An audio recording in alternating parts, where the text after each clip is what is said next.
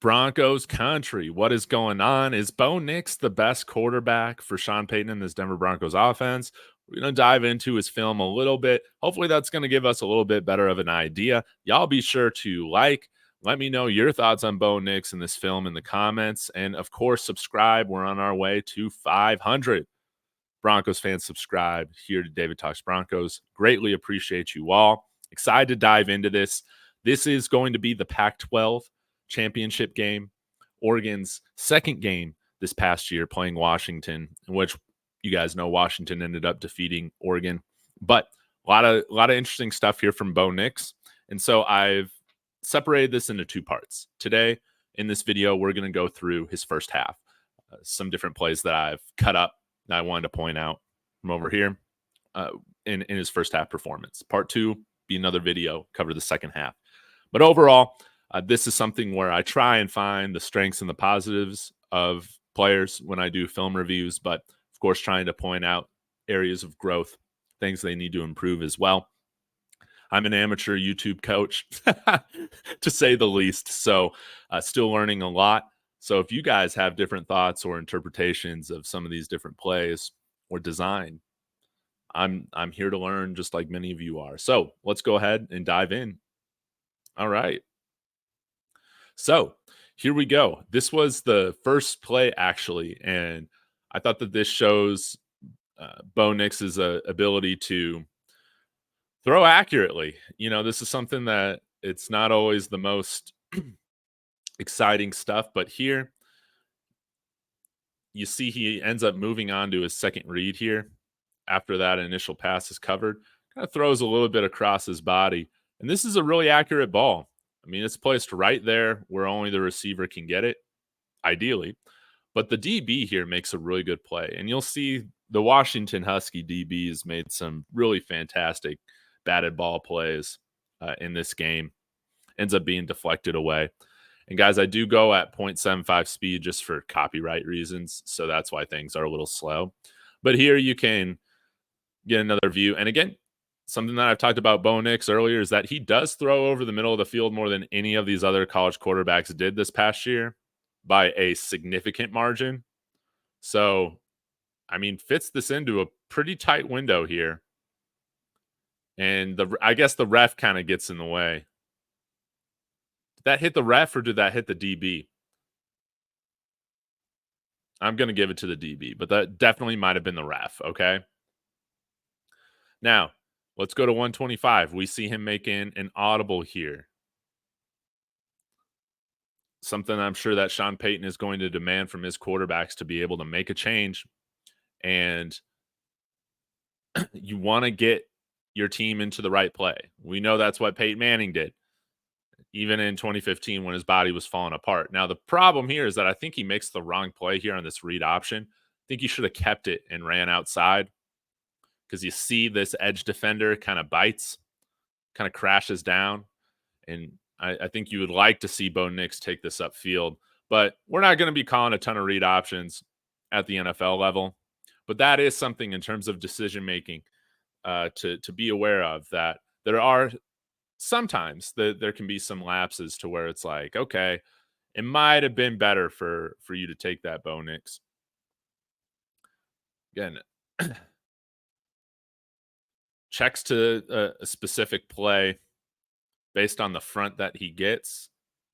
And again, I felt like he should have kept this one. But really good tackle there by the linebacker on Bucky Irving.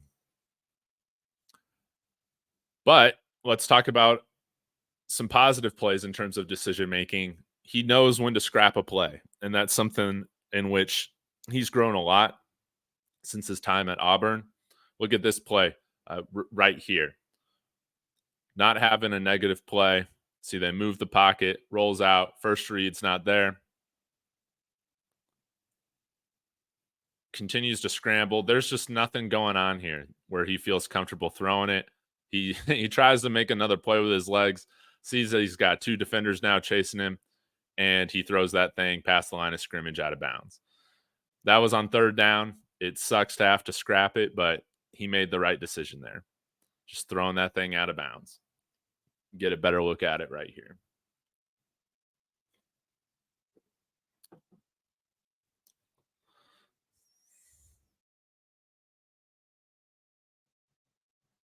Yeah, just scraps that thing. And honestly, I wonder if he was actually trying to complete that. I don't I don't know. You guys give me your thoughts on that one. Okay. Now let's move on to, let's see, 351.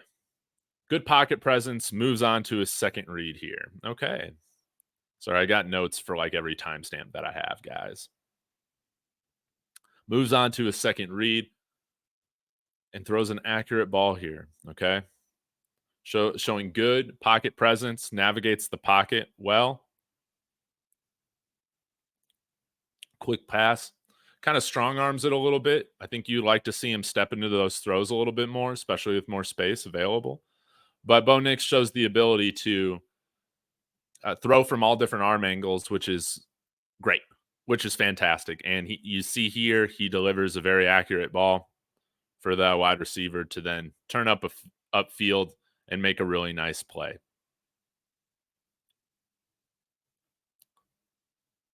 So he doesn't drift too far back or anything like that in the pocket. I would say he stays pretty poised. Goes on to his second read. Look at that. Clean pocket. And yeah, I think you would just like to see him step up into that a little bit more instead of just strong arming it. But nonetheless, still gets it there with plenty of zip, first down.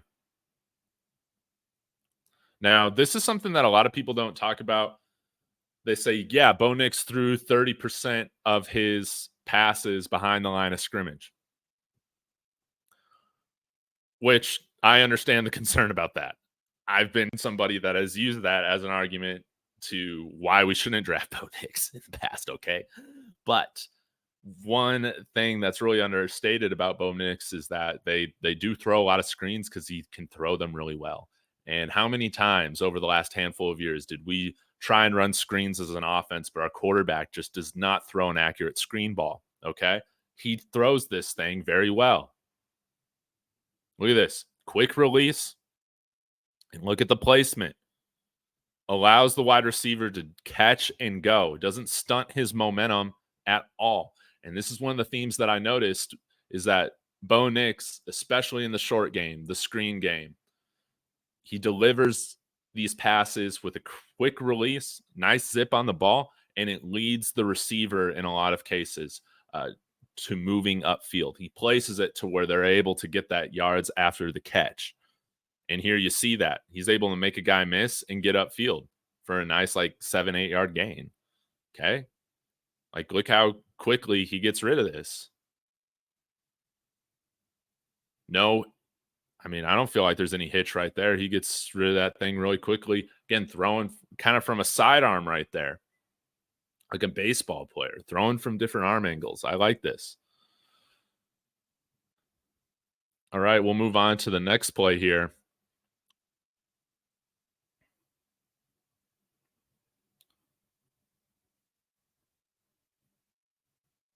.440. Oh, yeah, that's this next play. Okay. First down. Got a 4-2-5 look, the nickel right here. Okay.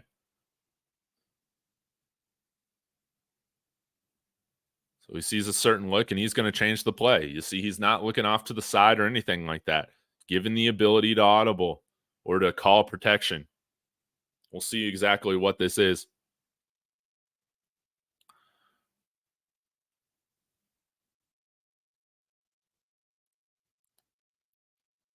And you see they end up with a favorable box right here. Again, they got 5 linemen, another lead blocker. So it's 6-on-6. This is a favorable box. Calls this thing right up the middle. And look at that hole. Again, a lot of this is just about getting your team in the right play.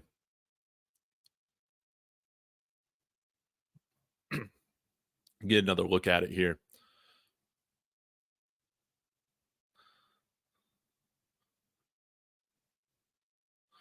So it looks like he's changing the play a little bit or exactly where they're going to be running based on that front.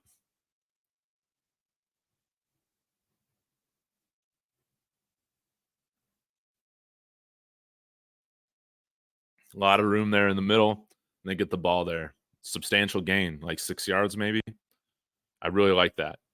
Now let's see him make a throw with nice anticipation. Okay. I feel like he's a pretty good thrower with anticipation. I think this will need to be even quicker at the NFL level, but this shows his ability to, I think, have a good foundation.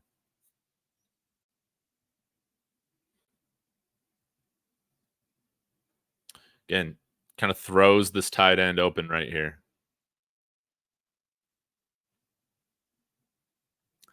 Especially in that short to intermediate game. You see how he put it right on the numbers. You see how he didn't stunt his momentum or made this tight end go back to the ball or anything like that.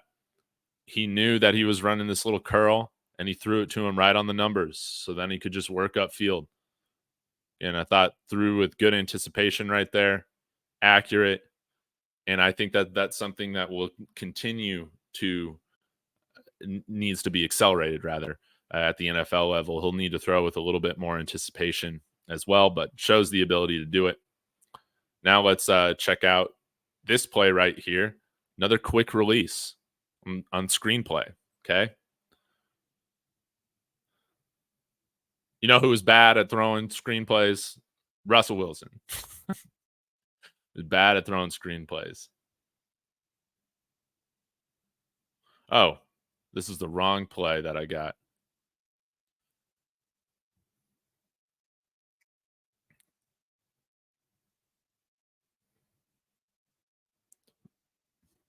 I don't know why I labeled this a screenplay. I'm sorry, y'all. But nonetheless, shows a good quick release here in the short game. Not a screenplay, but a little play action. And then immediately fires it out. You see he already knows where he's going, makes the right read. He's already in his throwing motion before the break. Again, I think his anticipation is something that will need to continue to improve, but shows the ability to get the ball to the receiver there with good placement so he can turn upfield and get the yards after the catch. Again, look at where that ball is. It's not having to come back 5 yards. So often when we lost yards on those plays, it has to do with bad ball placement in the short game. And he throws the short game really well, really accurately. I think his ball placement's really good there. Look, first down. 6:45. Oh, we can take another look at from this angle here. There we go. Gets that thing out. And allowing just your playmakers to make plays.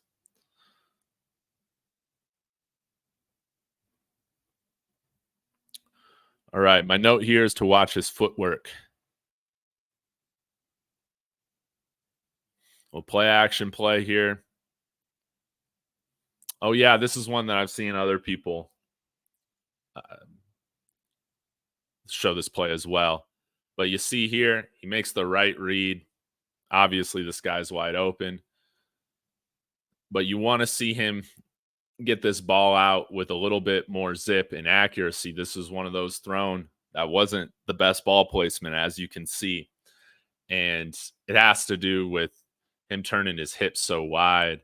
If he just cleans up his footwork here, I think this thing is thrown right on the money and it becomes an even bigger play.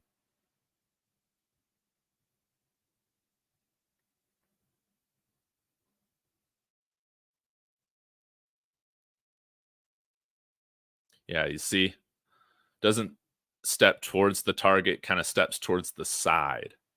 He kind of reminds me sometimes of Drew Lock, honestly, like looking at some of this stuff, which isn't necessarily like a good or bad thing. There's just things that remind me of Drew Lock in this film. Okay.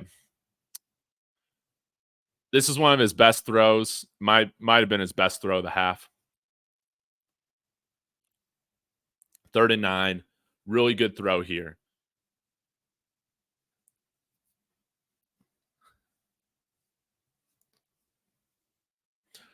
Facing 7-man 7-man box, or guys on the line rather. So he knows he's going to have to get rid of the ball quickly. If they end up blitzing, they drop back some guys. He stays calm. And look at this ball that he layers. Great placement, but DB makes a fantastic play getting his hand in there. I mean, I thought that this was a really good throw, and it ends up being incomplete. But I, again, notice this thing is over the middle of the field, okay? An area where Sean Payton wants to throw the ball a heck of a lot more. And I thought that this, even though it was incomplete, this is one of his best throws of the half.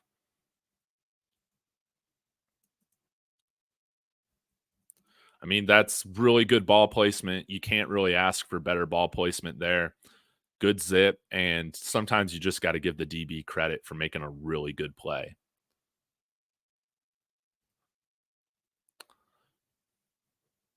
All right, let's take a look at another money throw. 1134.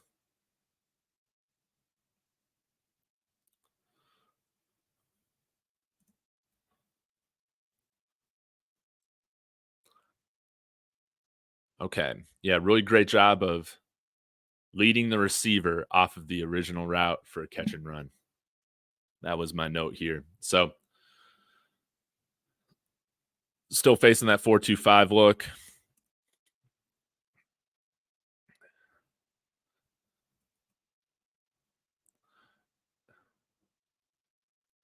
And I love this. He understands where the hole is, where all that blue ocean is, and he leads his receiver back towards that area after that initial route is kind of done. See, look, he's able to lead him, gives the receiver enough time to readjust, and then look at this. Like, this is the it's like the Patrick Mahomes type of stuff or the Brett Favre stuff, that you like to see. The off script type of stuff where, hey, if you're just throwing to the original route, this is only for you know, he's tackled maybe right there, or it's an incomplete pass, but he's able to lead him and layer and put enough touch on this ball to where it allows the wide receiver to readjust, and then it's thrown in a way in which it allows him to work upfield for more yak. Okay. I really like this. That was, yeah, another one of his best throws of the half. Okay. Let's take a look at a throw off of play action here at 12:46.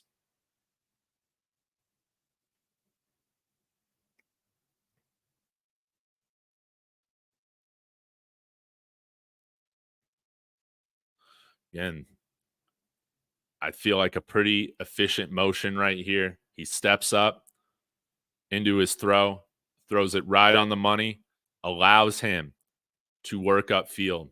Good ball placement. Quick decision maker. Good motion. I feel like pretty efficient motion. Did a better job of stepping into his throw there. First down. It's just making that a little bit more consistent with his footwork. And then let's take a look at this touchdown here at the end of the half. This was an exciting play, too. You might say that this was his best throw. So 24 seconds left, 3rd and 2, ball on the 2.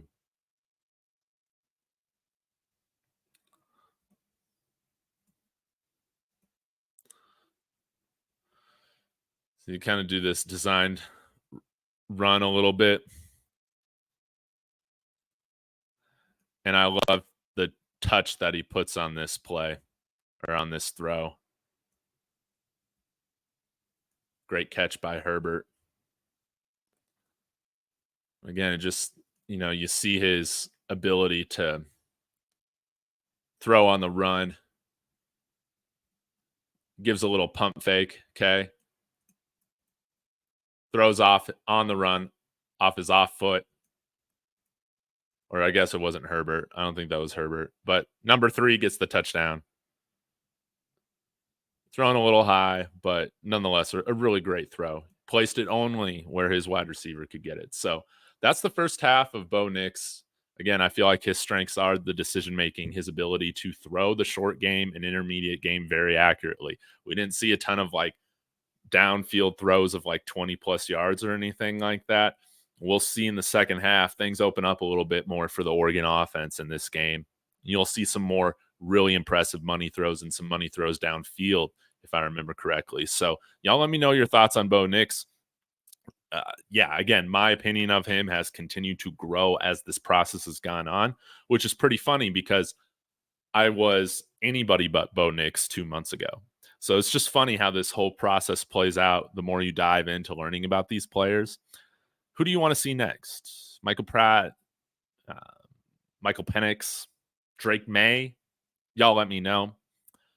And again, hit that like. Let me know your thoughts in the comments. And please subscribe. We're on our way to 500. So appreciate you guys. Y'all have a wonderful weekend. I will be back again shortly. And as always, y'all, go Broncos.